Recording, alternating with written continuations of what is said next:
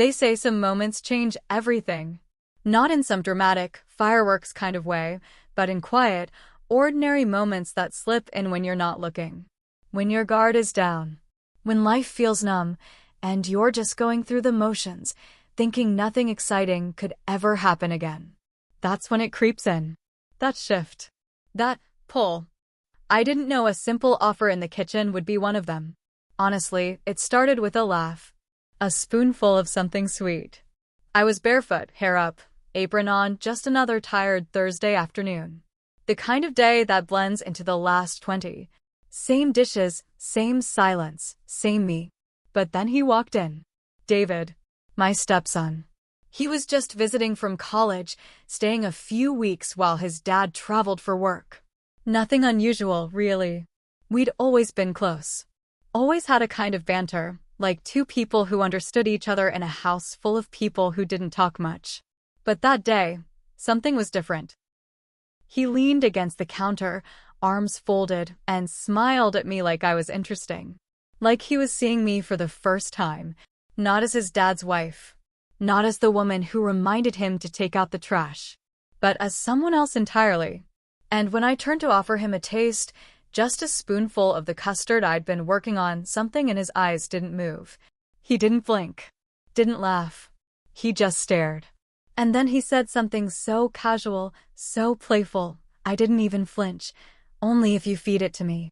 I smiled, rolled my eyes, brushed it off like a joke. But when I brought the spoon closer, he leaned in. His lips touched the metal, slow, deliberate. His eyes still locked on mine. And that's when I knew. This wasn't just about a taste. It wasn't just the custard. It wasn't the moment. It was the pause, the breath, the way I didn't move back, the way I let my hand linger just a second too long. I should have stepped away. I should have left. I should have said something, anything, to break the tension. But I didn't, because deep down, a part of me had been waiting for something to break the silence inside me, the kind that builds over years of being unseen, untouched, unheard. No, this wasn't about dessert. Not really. This was about something far more dangerous. Something unspoken. And I swear, the moment his eyes met mine, I felt the ground shift beneath me. The kitchen suddenly felt too quiet. The clock ticking on the wall felt too loud. And my heart, well, it hadn't beat like that in a long time. You ever have a moment that feels completely harmless on the outside, but something deep in your gut whispers otherwise? Yeah, that was this moment. And if you think you know how the story ends, trust me, you don't. Because what happened next? I still replay it every night in my head. And if I had the chance to go back and stop it, I don't know if I would. Subscribe to Heartfelt Tales Unfold so you don't miss what really happened behind that kitchen door. Because this was only the beginning. I'm 43. That's not old, I know. But somehow, I feel like I disappeared a decade ago. Not all at once. It was slow, subtle, like watching the color fade from a photograph over time. My husband, Thomas, he's a good man. On paper, hardworking, dependable, predictable. But in real life, he's barely there. Even when he's home, it feels like he's somewhere else. Always on the phone, always tired, always distracted, always too busy to really see me. The kind of man who says thanks when you hand him dinner but never looks up from the news. We used to talk. We used to touch. I remember the way he used to hold my hand just because he felt like it. Now we sleep back to back. Two bodies in one bed, separated by miles of silence. Our meals are quiet. Our weekends feel long. Our conversations feel like transactions. And somewhere in all that stillness, I started to wonder if maybe I was asking for too much. If maybe this was just what marriage looked like after 20 years. Then David came home. He's Thomas's son from a previous marriage. I've known him since he was 10. I helped raise him, taught him how to cook scrambled eggs, packed his school lunches, stayed up with him when he had the flu.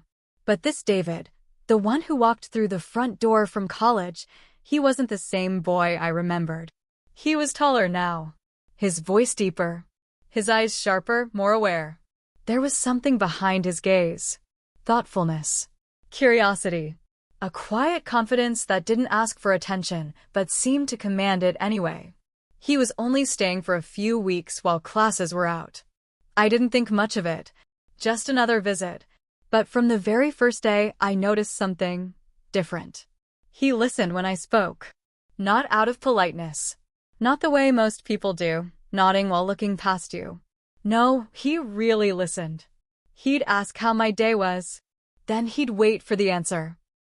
He remembered the small things I mentioned, things even Thomas never bothered to notice. He'd pop into the kitchen just to ask what I was cooking. He'd offer to help carry groceries. He laughed at my old stories like they were brand new. At first, I told myself it was just kindness. That he was just a good young man being respectful. But part of me was starving for that kind of attention. And when you're hungry long enough, even a crumb feels like a feast. The house felt lighter when he was in it. I started looking forward to the sound of his footsteps, to the way he'd lean against the doorway and ask if I needed a taste tester, to the moments when it was just the two of us in the room, sharing stories or laughing over something silly. It was innocent, completely innocent. But there was something under the surface, something I didn't want to name, but couldn't quite ignore. It wasn't anything he said. It was the way he lingered when I spoke. The way he watched me when I thought he wasn't. The way I felt when I caught his glance from across the room. It was subtle, gentle, almost nothing at all. But after years of being invisible, almost nothing felt like everything.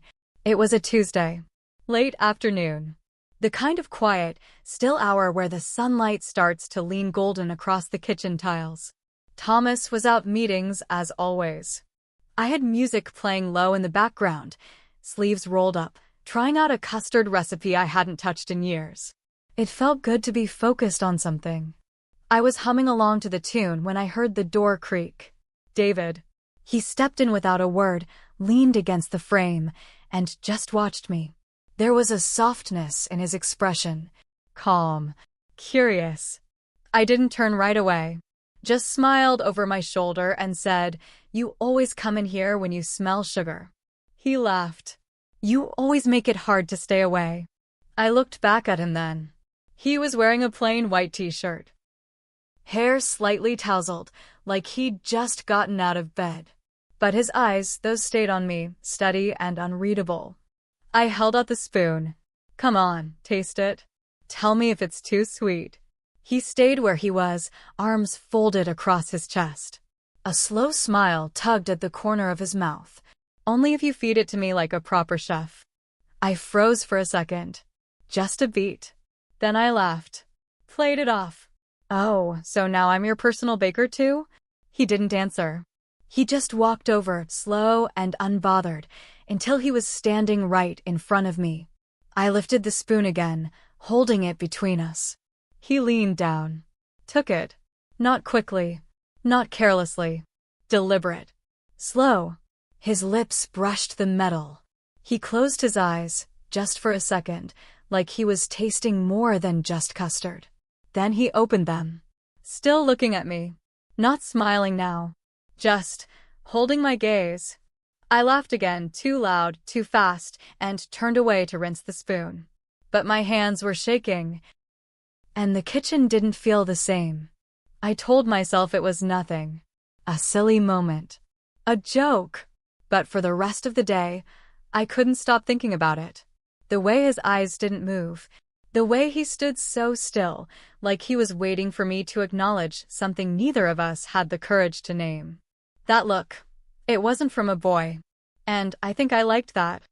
I shouldn't have. I shouldn't have noticed the way my skin tingled after he left the room. I shouldn't have found myself checking the hallway, hoping he'd walk back in. But I did. And the worst part? I didn't feel ashamed. Not yet. I just felt alive. Like someone had finally turned the light back on inside me after years of living in the dark. After that day in the kitchen, I started noticing things I hadn't let myself see before. The The way David's laugh filled the room and softened the edges of silence that used to sit so heavy around the house. The way he lingered in doorways after our conversations ended, like he wasn't ready to leave yet. The way his eyes found me in a room full of people, like he was searching for a familiar face and maybe something more. And I hated how much I noticed. I hated that it made me feel good. I'd tell myself to stop, to keep my distance. But then he'd walk in with that same easy smile and a question about my day, and everything inside me would shift. There was a moment, small, barely a second, where we brushed hands while clearing the table. He apologized. I said it was fine. But my skin tingled for minutes after. Another night, he hugged me goodnight. Just like he used to. But it lingered. A breath longer. Just enough for me to feel his warmth and remember what warmth felt like. And that's when the voice in my head started getting louder. I'm his stepmother. I helped raise him. I've known him since he was 10. But then the other voice, the quieter one, whispered back. He's not a boy anymore. And I'm not dead inside. That part hurt to admit. But it was true. Because somewhere between the ignored birthdays and the one-word conversations with Thomas, something inside me started to fade. I remember one birthday, 2 years ago, when I waited all day for a call, a note, even a text. Nothing. I made dinner that night. Lit a candle for myself. He walked in, asked what was for dinner, then turned on the TV. Didn't even notice the cake. Didn't even ask why I looked tired. That night, I cried in the shower. Not because he forgot, but because I wasn't even surprised. Since then, I've been walking through life like a shadow. Moving, speaking, cooking, existing. But feeling? Feeling had become something distant. Something I used to do. Until David looked at me that way. And now, I didn't know what to do with the way my chest fluttered when he entered the room. Or the way I found myself changing shirts twice before dinner. Or how often I caught myself wondering what he was thinking when he looked at me. Was it kindness? Was it curiosity? Was I imagining it all? I watched him closely, trying to find answers in how he smiled at me. How he asked if I needed help with the groceries. How he lingered in the kitchen when he didn't need to be there. But I couldn't tell. Maybe I didn't want to know. Because what if I was the only one feeling this? What if I turned my hunger for affection into some twisted illusion? But then again, what if I wasn't? What if the silence between us wasn't silence at all, but something thick and unspoken, something waiting? The guilt would come in waves. I'd feel it late at night, lying in bed beside a man who hadn't touched me in months. I'd stare at the ceiling and ask myself who I was becoming. What kind of woman lets these thoughts take root? But then morning would come, and David would walk into the kitchen with sleepy eyes and a soft smile and ask if I slept okay. And I'd forget every promise I made to myself the night before. Because in those moments, those simple, stolen moments, I didn't feel like a wife. Or a mother figure. Or someone past her prime. I just felt alive. And I didn't know whether to feel grateful for that or terrified. The kitchen became our place. It always had been, in a way, but now it felt like a shared secret. A space suspended between what was allowed and what was felt, between routine and something else entirely. David started helping more, not just watching, but moving beside me. He'd chop while I stirred. He'd stand behind me to reach for ingredients, brushing past me with casual closeness that lingered just long enough to make me forget what I was doing. We cooked like we'd been doing it for years, like we knew each other's rhythms. He started bringing up new recipes, sending me links, printing out ideas he thought I'd like. He said it made him feel calm, being in there with me. I told him it made me feel seen. I didn't mean to say that last part out loud, but I did. He didn't laugh. He didn't change the subject. He just looked at me with something unreadable in his eyes and said, "Me too." That night sat with me. So did the way his hand brushed mine when we reached for the same spoon. Or how he started staying in the kitchen even after the food was done. Not saying much. Just being near. One evening, Thomas was gone again, some overnight meeting in another city. David and I ate dinner alone. We had wine, not much, just enough to loosen the stiffness between us. The food was good. The laughter felt easy. After we ate, I brought out something new, a soft, creamy dessert I'd been working on for days. He raised an eyebrow. "You're spoiling me." I smiled. "Someone should." He tilted his head a little, watching me like he was trying to figure something out. Then he said, "You taste everything you make, don't you?" I nodded slowly. "Usually." He dipped the spoon in, held it up. But instead of tasting it, he moved closer and brought the spoon toward me. "Then taste this." I hesitated, but not for long. I leaned forward. My lips touched the spoon. His fingers were close, too close, brushing against mine as I took it. The taste was sweet, but what lingered wasn't the dessert. It was the moment, the silence that followed, the quiet that stretched out like a held breath neither of us knew how to release. His hand didn't drop right away. Mine didn't move either. Our eyes met, and something passed between us. It wasn't loud. It wasn't spoken, but it was real. He didn't step back. Neither did I. We both waited, not for a kiss, not for touch, but for someone to name what was happening, to call it wrong, to break the spell. But no one did. And in that stillness, I realized something. Whatever line we thought we were walking, it had already faded beneath our feet. It happened 3 nights later. The house was quiet. Thomas was out again, some late dinner with clients. I'd stopped keeping track. I was curled up on the far side of the couch, blanket around my legs, a half-empty glass of wine on the table beside me. The TV was on, but I wasn't watching, just letting the flicker of light distract me from the ache I couldn't name. David walked in without saying anything. He didn't ask to join me. He just sat down, closer than usual. Not touching, but close enough to feel the warmth between us. We sat like that for a while. Then, out of nowhere, he said softly, "You look sad tonight." I didn't answer. Not right away. Then I said it before I could think better of it. "I don't think anyone really sees me anymore." He didn't speak. So I kept going. "I mean, I do all the things. I show up. I clean. I cook.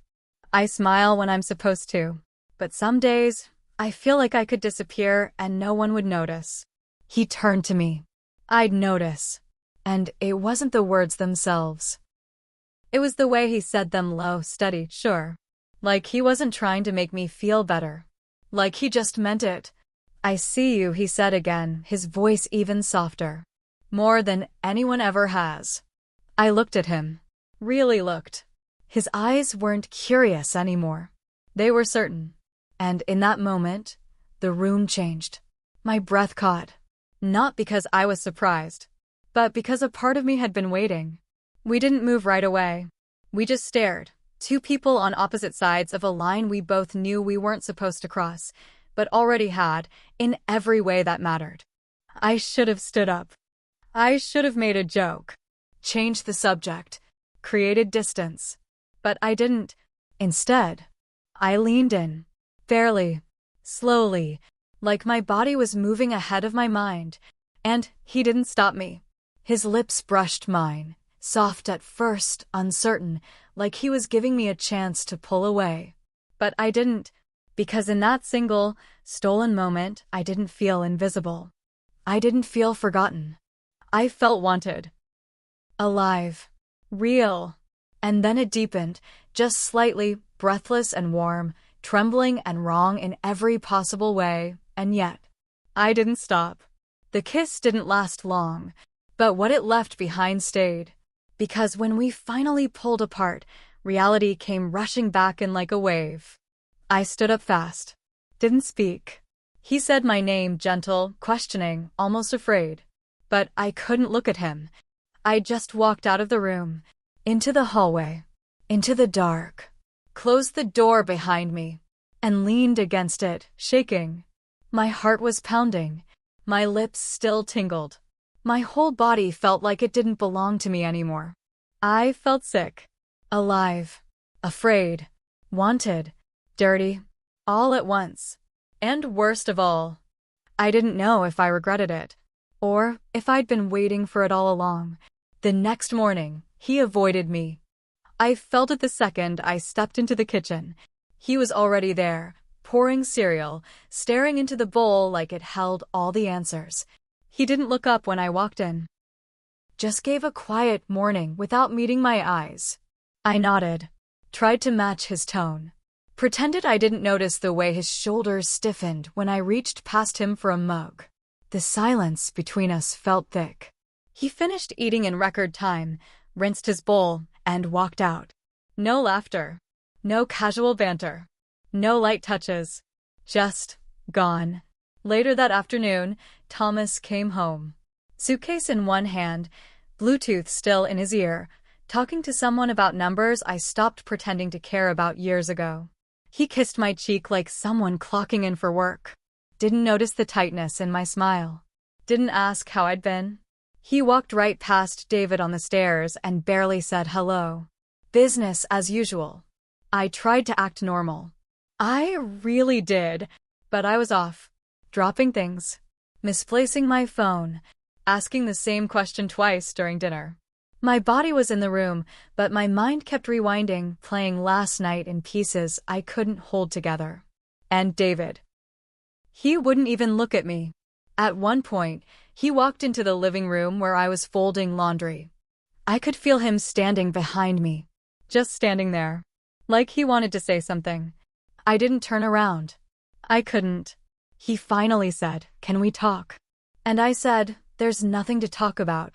He paused, then walked away. I felt the words echo in the room after he left. They sounded like someone else had said them. Someone colder. Stronger. But I wasn't strong. I was just scared. A few days later, Thomas's niece had a birthday party, the kind of family thing I used to look forward to. I put on my best face. Wore a dress I hadn't touched in months. Painted my lips, curled my hair, told myself I'd smile through it. David was already there when we arrived. He was laughing with someone, a girl his age. Blonde. Pretty. Confident. The way she touched his arm when she joked made something twist in my chest. I watched them from across the yard. Watched the way he smiled at her. The way he leaned in. The way he looked so free. And I hated myself for how much it hurt. I turned away too fast and nearly knocked over a tray of drinks. I told myself I was being ridiculous. He was 19. She was beautiful. It made sense. But inside me, something cracked open. Had it meant anything to him? Was I just some passing impulse he regretted? Some fantasy he indulged because the moment made it easy? Because when I looked at him, really looked, I couldn't tell anymore. He never brought it up again. Not with words. Not with glances. It was like it never happened. Except it did. And I was the only one still carrying it like a secret carved into my skin. I started to wonder if he ever thought about it. If he replayed it like I did. If it kept him awake some nights. Or if he had already moved on. And if he had, what did that say about me? That I was just a moment. Just a mistake. Just nothing. It happened on a Sunday night. The house was quiet, not peaceful quiet. Just empty. Hollow. Thomas had gone to bed early. David was out somewhere, and I didn't ask where. I sat alone in the kitchen. Same chair. Same cup of tea. Same hum of the fridge in the background. But everything felt different. And I broke. Not loudly. Not dramatically. Just quietly. My hands started trembling first. Then my chest tightened like it couldn't hold the weight anymore. And the tears came without warning. Not from my eyes, from somewhere deeper. Like something inside me had finally given up pretending. I covered my face and cried. For what I did. For what I wanted. For what I'd become. I thought about that night, the kiss, the stillness after, the silence that followed us both. I thought about David's voice. His eyes. The way he hasn't looked at me since. And suddenly I couldn't recognize myself. I'm a wife. A stepmother. I helped raise that boy. And still, I let something cross a line I swore I'd never even walk near. What kind of woman does that? What kind of mother figure craves the attention of someone she was supposed to protect? But then again, what kind of man leaves his wife starving? What kind of marriage makes you feel like a ghost in your own home? I started to wonder if I'd imagined the whole thing, if I was so desperate to feel something, anything, that I read into kindness and made it something it wasn't. Maybe David was just being sweet. Maybe the look in his eyes was just familiarity. Comfort, not desire. Maybe I invented it all. But no. There was something in that moment. I know it. You don't hold eye contact like that over a spoon of custard and call it nothing. You don't brush fingers. Lean in, kiss, and then just pretend it was the wind. Still, it haunts me that I don't know what it meant to him. Because it meant too much to me. And now I don't know how to move forward. I've thought about telling Thomas. Just blurting it out. Letting the whole thing collapse and finally breathing in the wreckage. But I can't. It would destroy him. It would destroy David. And, maybe worst of all, it would destroy me. Not just my image, but the tiny, flickering piece of me that felt alive for the first time in years, even if it was wrong. Even if it can never happen again. I've thought about leaving, packing a bag, disappearing for a few days, finding space to think without their eyes on me. But then I wonder, what if I'm the only one still thinking about it? What if he's moved on? What if to him it was a moment, a mistake, and nothing more? What if I'm the only one haunted by it? The only one still running that night over and over in her head like a broken film reel? That thought hurts more than anything else. Because it would mean I wasn't even a mistake worth remembering. Just something that happened. Just something that passed. And maybe that's what I deserve. Have you ever crossed a line and then questioned if the line was ever really there? Or worse, if you wanted to cross it the whole time? I still don't know what to call it. Was it emotional cheating? Was it betrayal? Or was it something more quiet, something lonelier? Was it just a woman craving to feel seen? Touched? Chosen? I didn't plan for any of it, but it happened. And now I sit with this ache, not just from what I did, but from not knowing what it truly meant. So I'm asking you, please, tell me in the comments, was I wrong? Or was I just human? Have you ever felt something that made no sense, but felt like the only thing keeping you alive? Because I need to know I'm not the only one who's felt this way. I need to know I'm not alone. And if this story reached you in any way, if it made you feel something you haven't said out loud yet, then like this video, subscribe, turn on the bell. Because here on Heartfelt Tales Unfold, we peel back the layers of the human heart, one truth at a time. And some truths aren't pretty, but they're real. Candle closing reflection, warning or lesson, 58:31, 1 hour, narrator's voice only. Sometimes, hunger isn't for food. It's for being seen. It's for hearing someone say, I see you. Not out of obligation. Not out of duty. But out of something real. Sometimes, you go so long without feeling that when someone finally wakes that part of you up, you forget to ask if it's safe. You just feel. But the cost of one taste might be the ache that never goes away. I'll never know if David remembers that moment the way I do. If it replayed in his head the way it replays in mine. But I carry it. Like a scar I can't show. Like a secret I'll whisper to no one. But that lives just beneath my skin. And maybe some stories aren't meant to have endings. Just consequences. Just silence. Just confessions whispered into the dark.